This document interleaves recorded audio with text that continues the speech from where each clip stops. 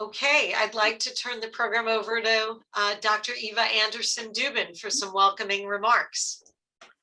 Okay, wonderful. Hi, everybody, and welcome to our first virtual fact versus fiction. And I personally truly hope the last one. I really miss you all, and I hope next year we can all see each other in person.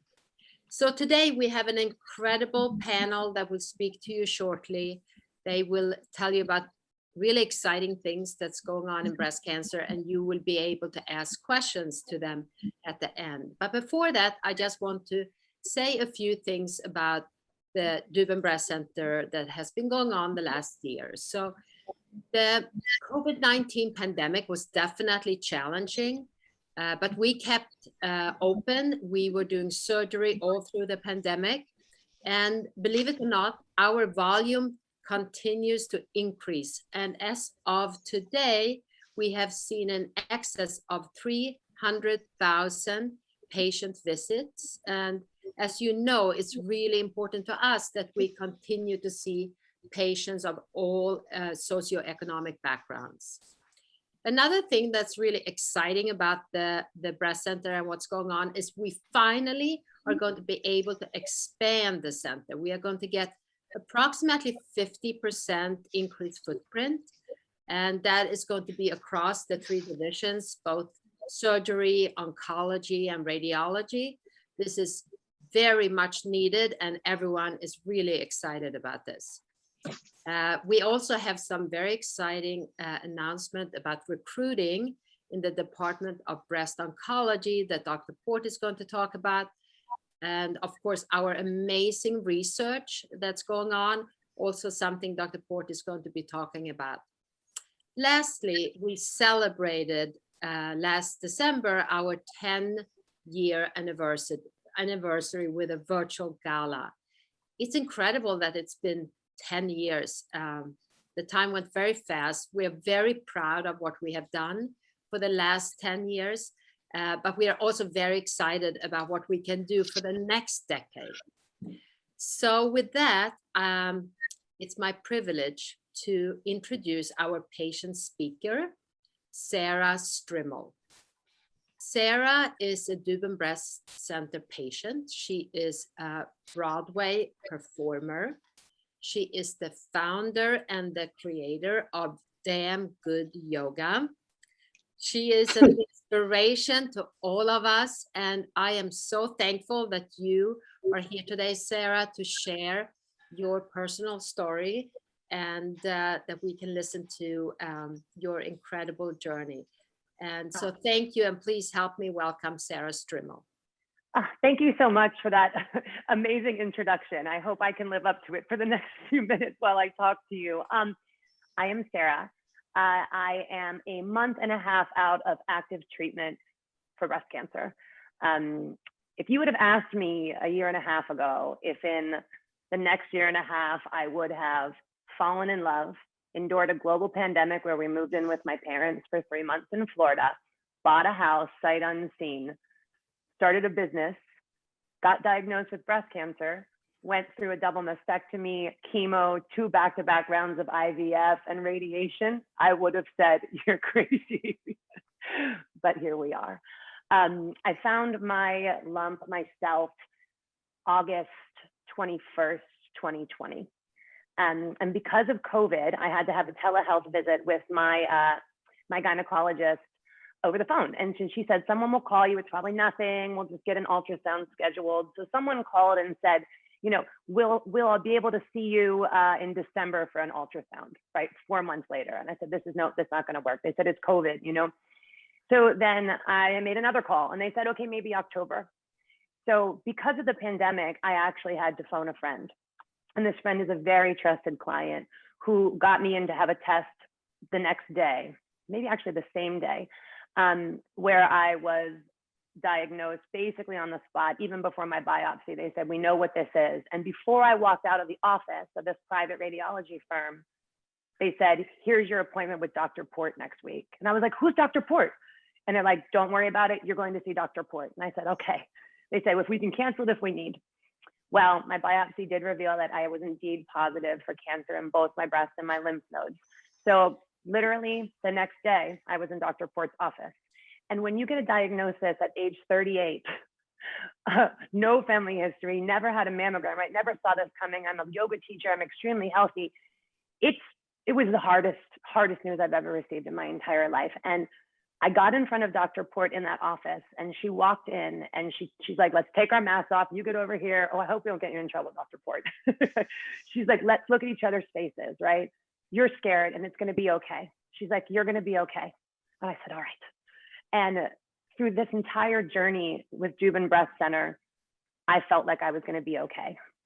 It's not just that they're the best doctors in the entire world, because they are, because every single person I know, which unfortunately is a lot of women in New York City that have gone through the same experience I have, they all said the same thing. Like, you go to Dr. Port, you go to Dr. Kirsten. And so I did.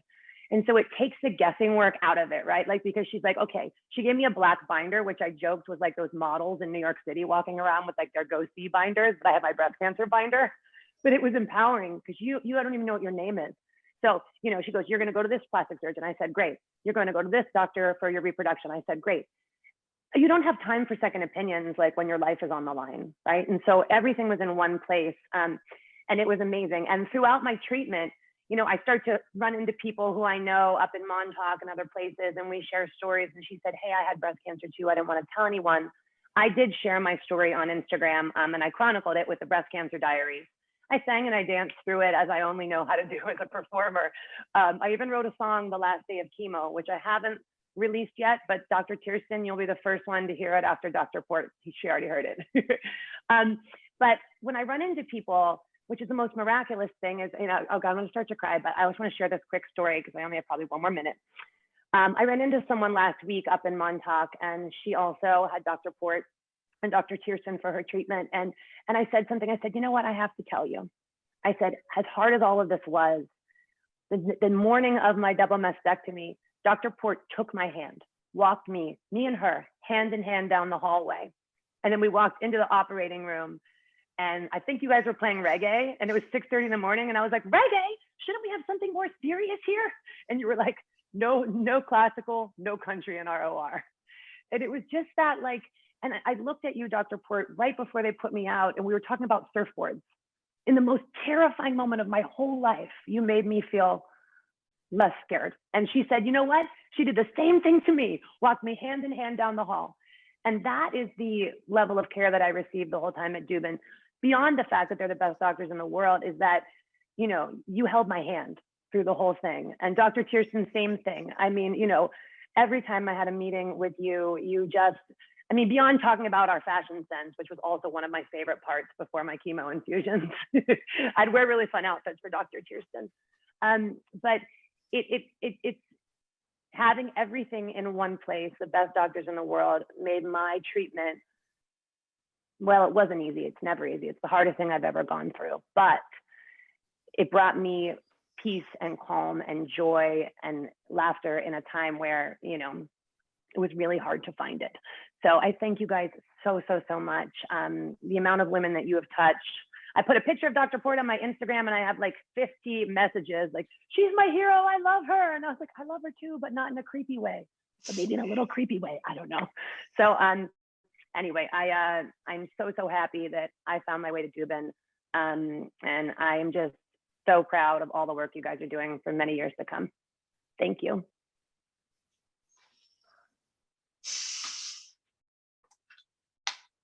Thank you, Sarah. What can I say? You know, there's some benefits to not being together, and that you can't see all of us sobbing our eyes out. Your story and message are really nothing short of inspiring. And it's, you know I speak for Amy and myself when we say it was such an honor and to take care of you and to continue to take care of you.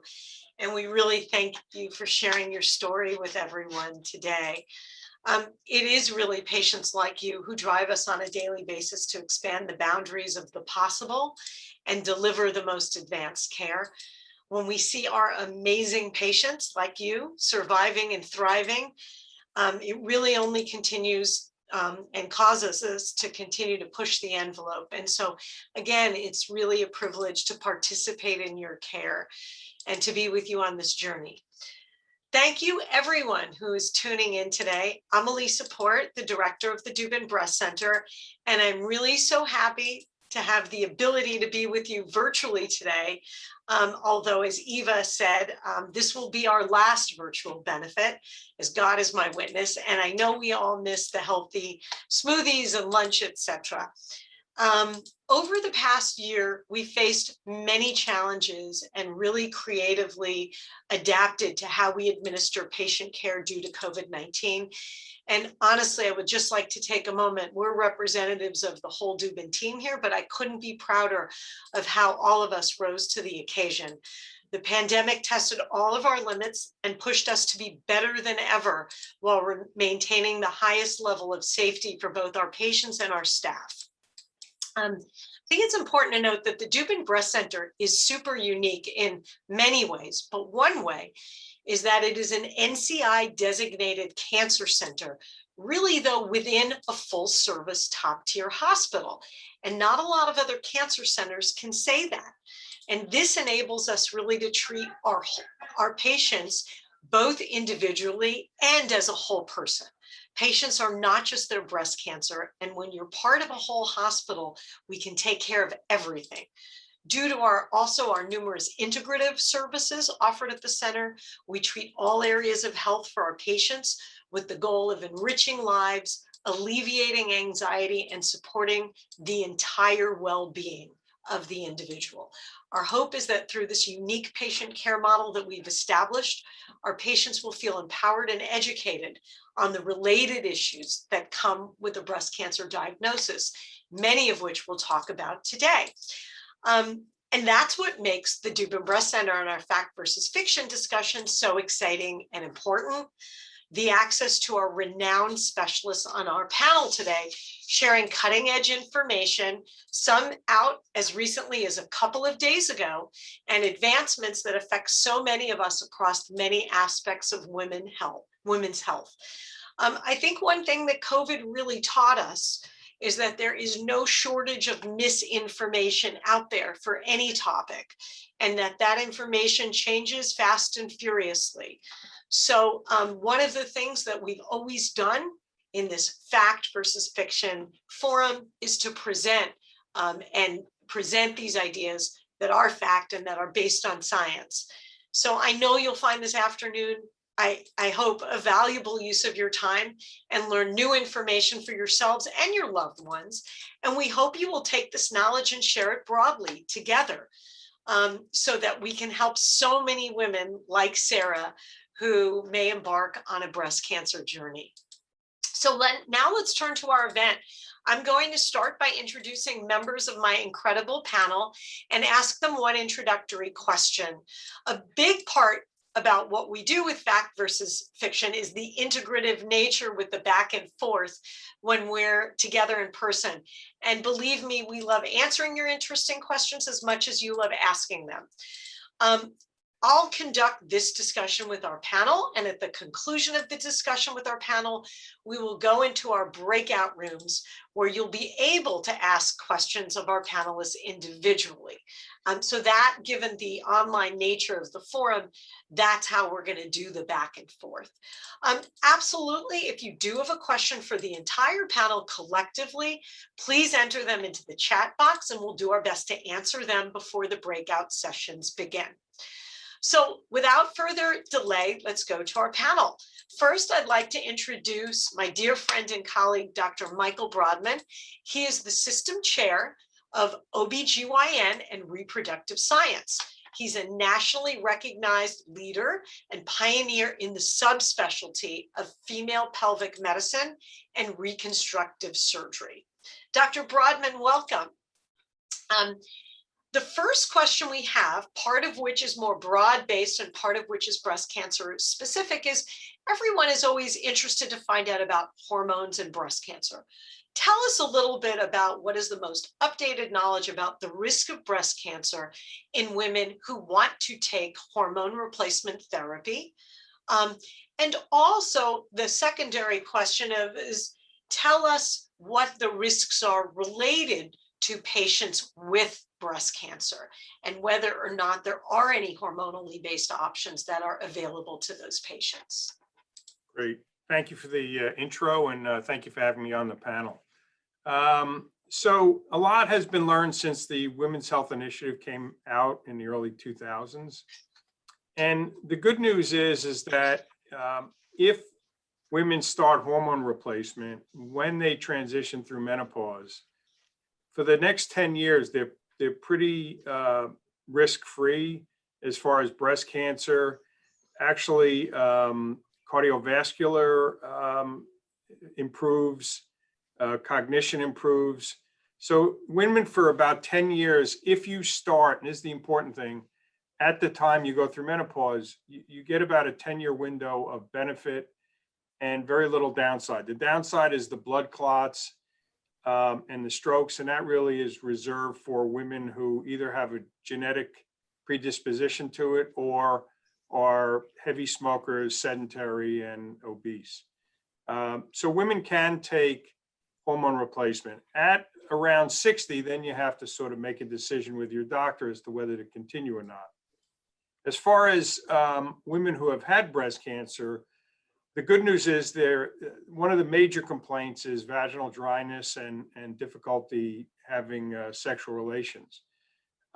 Most breast surgeons and breast oncologists are okay with using vaginal estrogen. The brand name is Vagifem or Uvifem. It's basically vaginal estrogen in very low doses. Very little of it gets absorbed. And so that is one remedy that women can use who have had breast cancer, who do need a hormonal boost. Excellent, thank you. So really important to know that hormone replacement therapy can be safe for a period of time.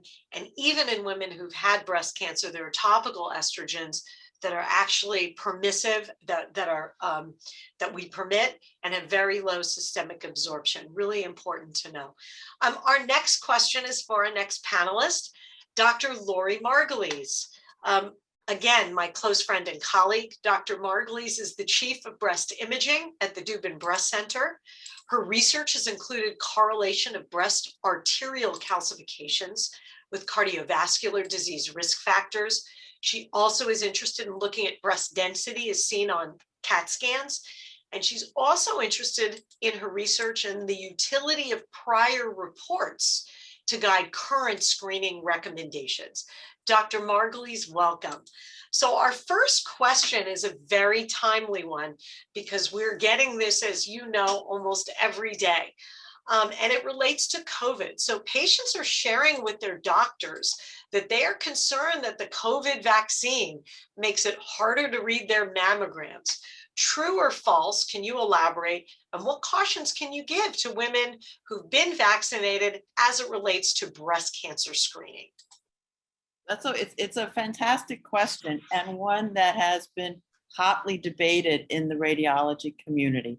So the fiction is it doesn't make breast cancer harder to diagnose. So that's fiction. What's fact is it does create false positives. So what we look for when we look at a mammogram or an ultrasound, a PET scan or an MRI is an abnormal spot that may be calcifications, it may be a mass.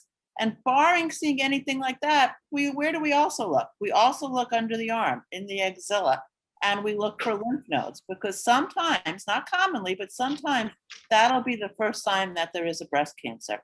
So what does this COVID vaccine do? It makes our body make antibodies. What part of our body makes these antibodies? Our lymph nodes. Where are our lymph nodes?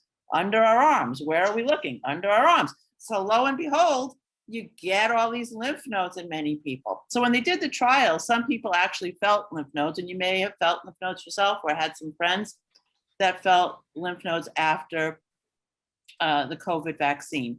Interestingly, all vaccines do this, but to a lesser extent. So the COVID vaccine does it a heck of a lot more and more frequently, and everybody was getting them at the same time, especially when we all started and nobody knew what was going on initially. So that's when everybody started saying, oh my goodness, what's going on? So the problem here is You can't tell the COVID node from the recurrent cancer node if you're a cancer patient. So what can you do? If you haven't gotten your COVID vaccine yet, get your mammogram and all your imaging first. If you're getting ready to get a booster, as most of us will probably do at some point in the not too distant future, get your breast imaging first. And if you really want to be creative, ask them to give you the shot in your thigh. Unless you have a pelvic issue, or then Dr. Brodman will have to throw it back to him and make it his issue. But it will not be a breast cancer issue if you get the vaccine in your thigh. But it doesn't make your mammogram harder to read. It just means that there could be false positive with lymph nodes in your axilla on any modality. So Dr. Margulies, as a follow-up, so if someone comes in ready to have their mammogram and they report to you, they've just had their vaccine last week, what would you tell them to do? Wait, go ahead and get it, knowing that there's that confounder? If they're already here and they've made their appointment, I would definitely go ahead and do it. Because a lot of women have put off their screening. So for many women, it's been over a year, might even be over 2 years since they've had their screening mammogram. Certainly, if you're a cancer patient, you should not delay that mammogram, but you may end up either getting an extra follow-up, and some small percentage of people will get a biopsy. And once in a while, those biopsies will not be the COVID lymph node, but will be a metastatic node that was not suspected. Great, So thank you so much. Thank you for clarifying. Our next final panelist is also my very close colleague and partner in crime, as you heard from Sarah, and in taking care of so many patients. So I'm privileged to work with Dr. Amy Tierston. Dr. Amy Tierston is the clinical director of breast medical oncology at the Mount Sinai Hospital. She's well known in the treatment of breast cancer and also gynecologic malignancies and in that world. In addition to having a very busy clinical practice, Dr. Tierston has served as principal investigator for many clinical trials, including national trials. So Dr. Tierston, opening question. 2 days ago, the New York Times and Wall Street Journal wrote about this breakthrough treatment of PARP inhibitor study that was presented at the ASCO plenary session. And I probably had, 20 or 30 people texting me the link, and you probably had 20 or 30,000 texting you the link. So tell us about what this breakthrough was and how does it affect patients who have breast cancer currently or in the past. Wanted to thank everyone for coming, and thank you so much for including me on the panel. So this is very timely, and I'm very excited to talk about this trial that was reported at our annual medical oncology meeting. It's about a category of drugs which are called PARP inhibitors. What are PARP inhibitors? PARP inhibitors are an oral targeted therapy that act by inhibiting the cancer cell's ability to repair DNA damage. Breast cancer cells that occur in women who have a BRCA mutation already have difficulty repairing DNA damage. So giving a PARP inhibitor to a patient who has a BRCA mutation is particularly effective in that group of patients. The way things work in medical oncology is that initially exciting new drugs are tested in the stage 4 or metastatic setting. And when they look promising, we move them into earlier stage disease where we're looking to cure more patients. So we've already known that this category of drugs have been tested in patients with advanced or metastatic breast cancer and have actually been found to be more effective than chemotherapy with fewer side effects. Hence the study that was just reported, moving the PARP inhibitors into the earlier stage setting. So this was about an 1,800 patient trial. These were patients who had either a BRCA1 or 2 mutation. And after completing their standard therapy for early stage breast cancer, they were randomly assigned to either get a placebo or a PARP inhibitor for 1 year. And what the study showed was an astonishing 42% reduction in the risk of recurrence for the patients who received the PARP inhibitor. Importantly, this was not at a cost of serious side effects. So there was actually no difference in serious side effects between the placebo or the group of patients who received the PARP inhibitor.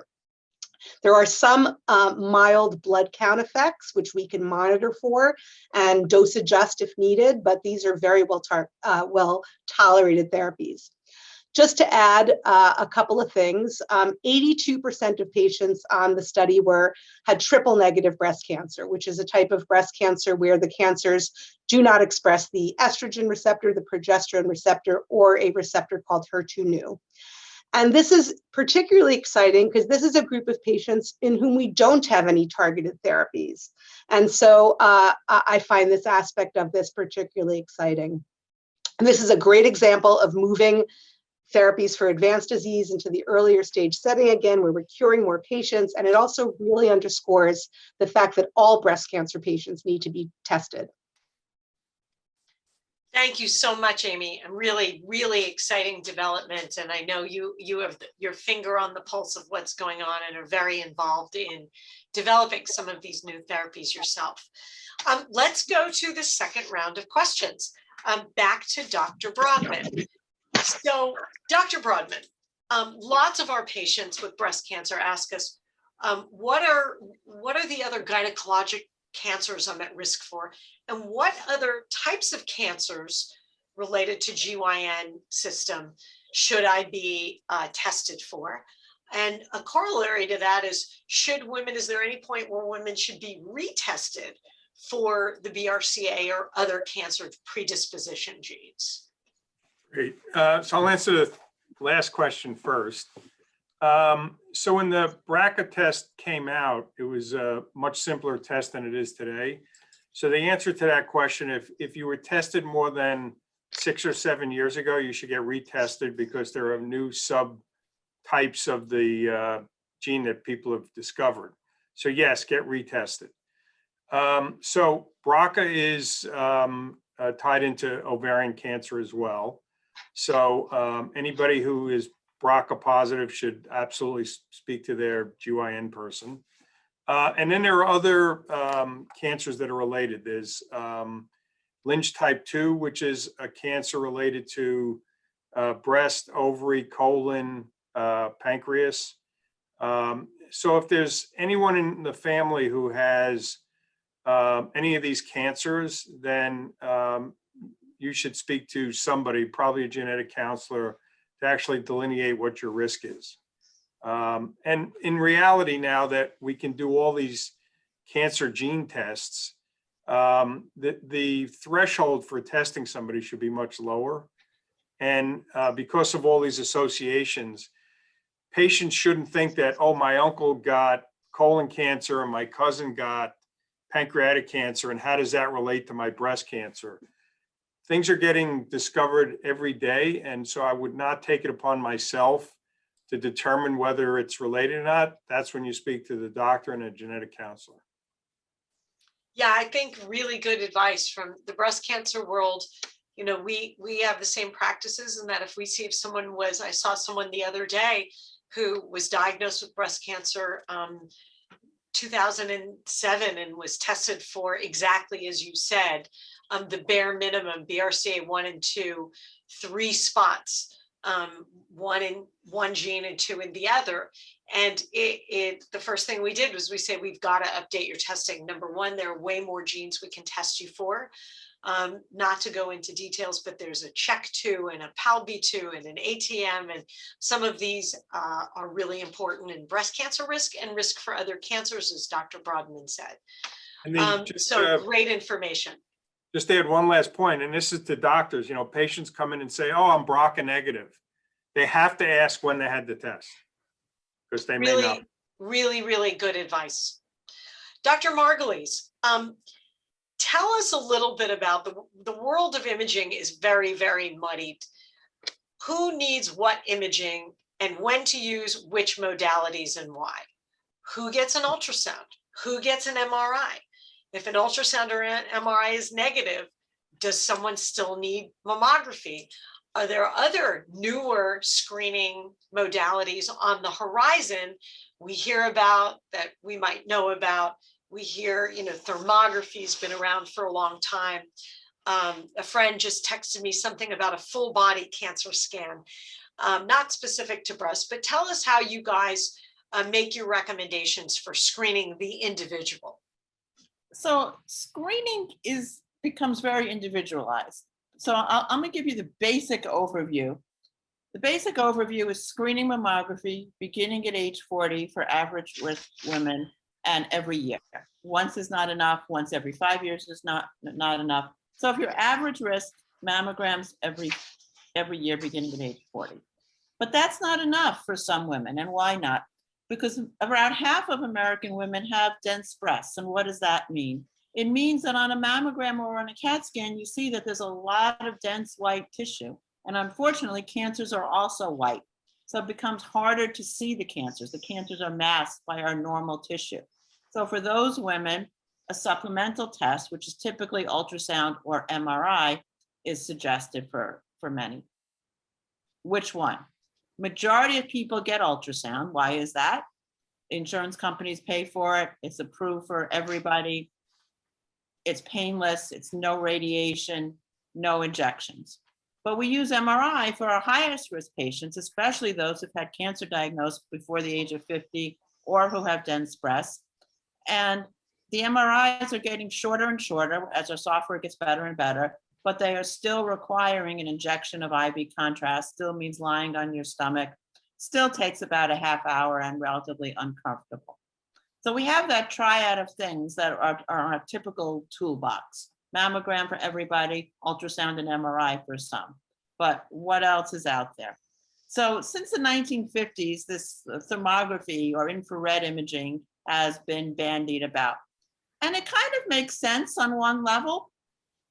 What it really is looking at are areas of the breast that are warmer, that are hotter, that have more blood flow, which is typically how MRI works.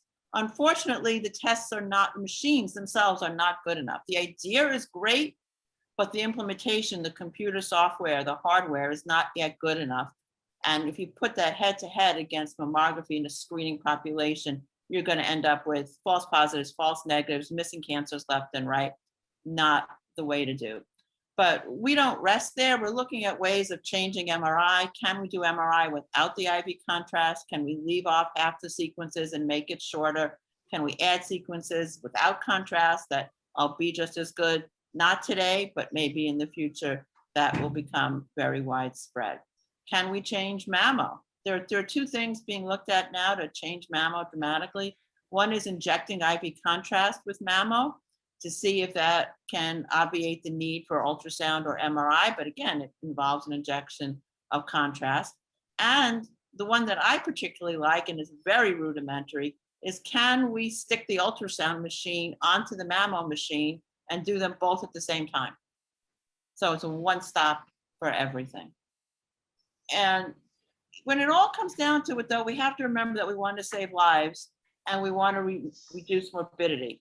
So I think Dr. Port's research, I know Dr. Port's research that we published a few years ago, shows that people that have had their breast cancer detected by screening, less need for mastectomy, less need for chemotherapy, and less likely to need a full dissection of the lymph nodes under their arms, so less likely to end up with swollen arms. So really important to encourage all your friends to get screened.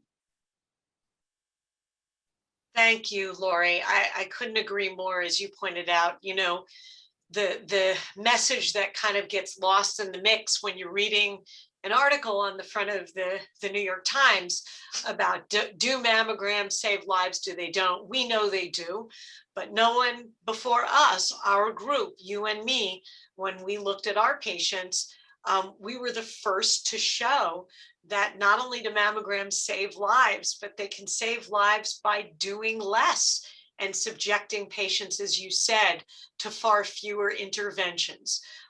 If someone has an advanced stage cancer, we may still be able to treat them. We do a lot, but they may need to go through more chemotherapy, et cetera, which they would otherwise prefer not to. So keep that in mind when thinking about the benefits of mammography, and yearly, as Lori recommended, and as we all do. Okay, Dr. Tiersten, second question. Tell us a little bit about what's new in the world of genomic profiling or profiling of tumors. in both early stage and metastatic settings. You know, it used to be, patients really understand that, and people understand that, used to be lymph node status was kind of an on-off switch. If you had cancer in your lymph nodes spread, you got chemo. If you didn't, you didn't. And now, obviously, decision-making has gotten so much more nuanced with all this different information. So how do patients sort through that, and how do you sort through it? So this is an area that's really been incredible because not just lymph node positive patients, but for many years, lymph node negative patients received chemotherapy. So genomic profiling in early stage disease, you may have heard about the Oncotype test or the MammaPrint test. What are these? These are assays that look at a specific combination of genes in the cancer itself that can actually tell us what is the risk of recurrence of this cancer, and is this cancer the type of cancer where chemotherapy is going to significantly lower that risk of recurrence. At this point in time, the major use for this is in hormone receptor positive breast cancer, which is about 66% of all breast cancers. And nowadays, we are able to spare the majority of these patients chemotherapy. And they all used to get chemotherapy by using one of these genomic profiles where we can really pick out who needs the chemotherapy. And as Dr. Port alluded to, a recent trial that came out this year tells us that a majority of patients who have lymph node positive breast cancer may be able to avoid chemotherapy too if their genomic profile tells us that they have a low risk of recurrence, and chemotherapy is not going to change that, not going to further lower it, I mean to say. So I just find that an ability to step back and de-escalate and give patients less treatment and really know who needs this treatment is an incredible thing. In metastatic disease or advanced stage 4 breast cancer, genomic profiling is used, also a sophisticated analysis of the tumor itself. And this is a pretty exciting area, which in many is also referred to as precision medicine. So it's looking specifically at technology that looks at what specific mutations are present in an individual person's cancer. And by figuring out what mutations are present, we then are able to pick drugs that specifically target these mutations, which is pretty incredible if you think about it. Chemotherapy is a way of killing cancer cells, but also kills some normal cells in the process. But targeted therapy, or therapy using genomic analysis, is much more geared to the specific mutations or abnormalities that are found in a person's cancer, and thereby allows us to spare normal tissue more. Amazing. These are just such incredible breakthroughs, and I think, again, fits with not only are we so thrilled to have breakthroughs that offer more newer treatment, as Amy first described with the PARP inhibitors, but equally as important to us is the ability to dial back treatment and knowing we can spare patient side effects from some of these treatments and still get the same results. So we're incredibly excited about that. Before we go into the breakout rooms, we had a couple of great questions. I want to get to one of them that different members of the panel can weigh in on. Assuming that a patient is following all of the medical protocols of her oncologist and her surgeon, what are some lifestyle changes we think might reduce the chances of a recurrence, other than joining Sarah Strimmel for damn good yoga in Montauk, which I definitely plan to do, which we know is incredibly exciting and healthy? What are some of the lifestyle things that can help not only with quantity of life and reducing risk of recurrence, but also quality of life? So let me ask Dr. Broadman first, because this is really across different tumor types. You're muted. Unmute. I'm so used to muting. Great question. The obvious answer that everybody knows is, eating a healthy diet, reducing fats, eating a more vegetable-based diet, a Mediterranean diet. Exercise improves outcome. In my world, as far as other cancers, actually ovulating less actually improves outcome.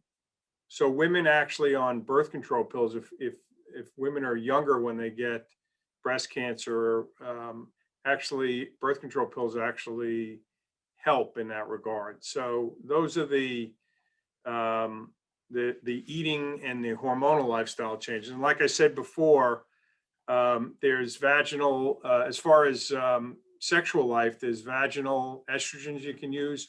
And one of the questions somebody wanted to ask is, and a couple of years ago, somebody asked me about the Mona Lisa laser.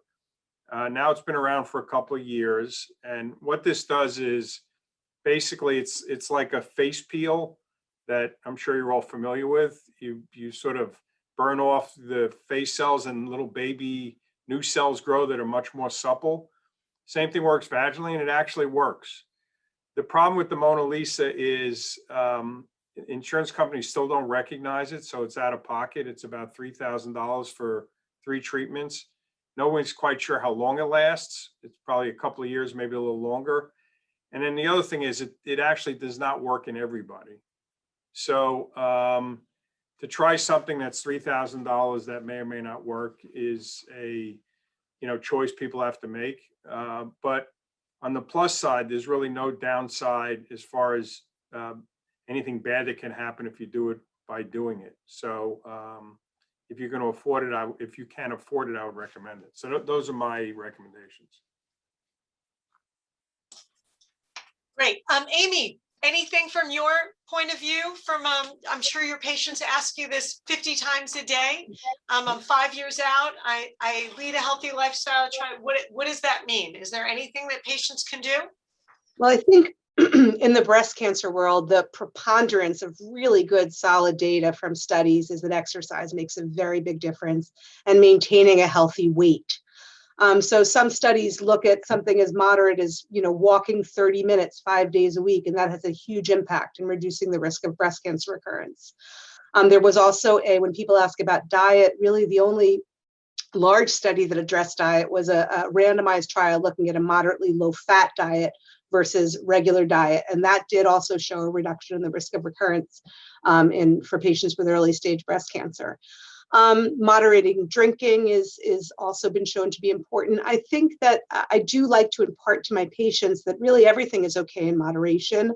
I hate to see people, live a life of a Buddhist monk and not enjoy their life, because I think, controlling stress and enjoying life is also a huge important part of the picture. So I really try to, not have people come away and approach this in a radical way, but basic exercise and a good low-fat diet is the way to go.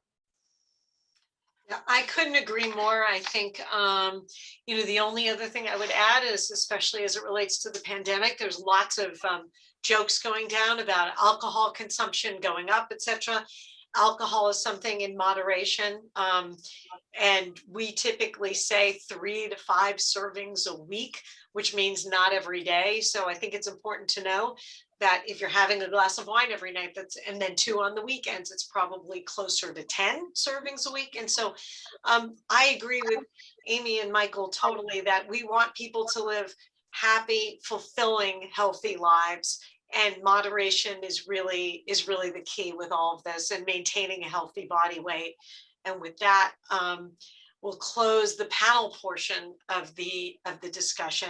So that was, I hope you all found that as wonderful as I did. Thank you so much to our amazing panelists, my colleagues, who I treasure, for such a lively and informative discussion.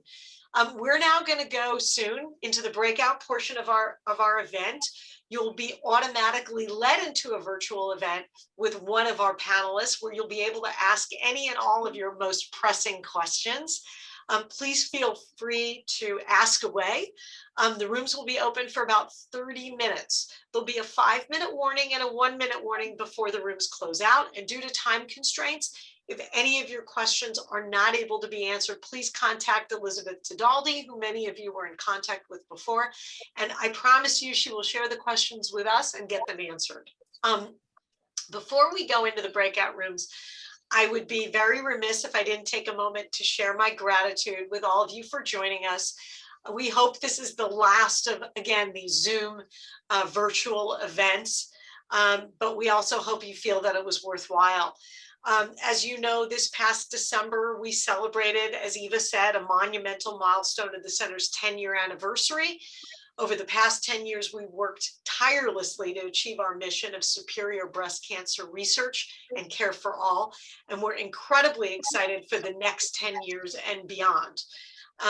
In addition to some of the progress the center has made that Eva talked about, I wanted to highlight a couple of things that are really imminent.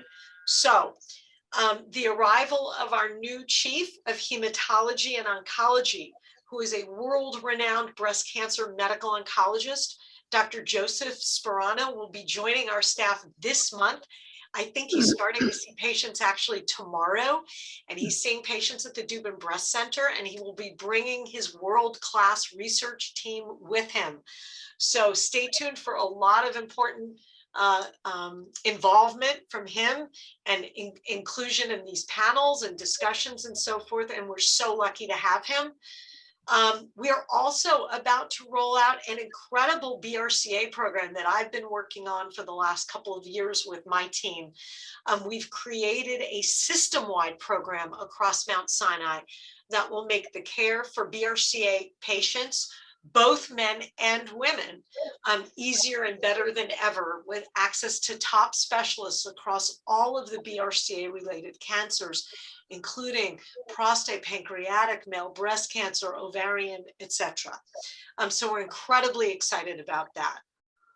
We also, thanks to Amy and her team, continue to open clinical trials, and we currently have approximately 20 open clinical research trials. So our research really continues strongly and moves forward across areas in radiology, triple-negative breast cancer, fertility after breast cancer, and so many other important initiatives. It really is important for you all to know that our incredible accomplishments could not have been achieved without philanthropy and support. Through the partnership with our donors, including our advisory board members, many of whom have joined us today, we've been able to make many advancements that we never thought possible. If you would like to make a donation at any level, it would be immensely appreciated. There's a special QR code or flow code that we've all gotten so comfortable using that will be on the screen in a moment. You can just point your smartphone camera at it and it will take you to a web page where you can support the Dubin Breast Center.